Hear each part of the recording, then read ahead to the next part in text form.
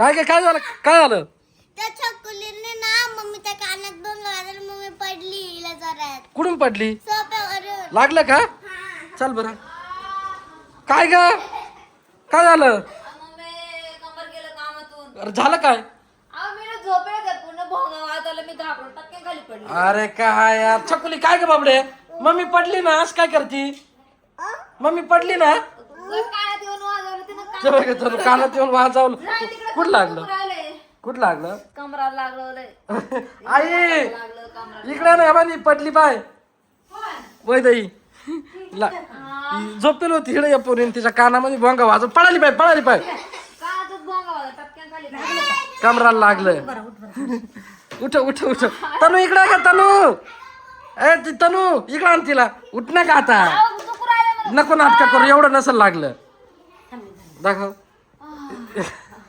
एवढे नाटक करत्या. अहो, तुम्हाला लागलं का मग तुम्हाला समजव. अरे पण मी खाली एवढं उंचावून खाली पडले धपक्यान मी. अरे पण एवढं कसं काय तू हे रावा? आम्ही झोपले, मला काय माहिती कानात भोंगा वाजवेल म्हणून. ती तशी तुला थोडं पडलं, मी हिला घ्यायला गेले तर मी खरंच पडलं. कधी आता तिसऱ्या पायरीवर मी खाली उडी. आता चकुली इकडं आण तिला इकडं.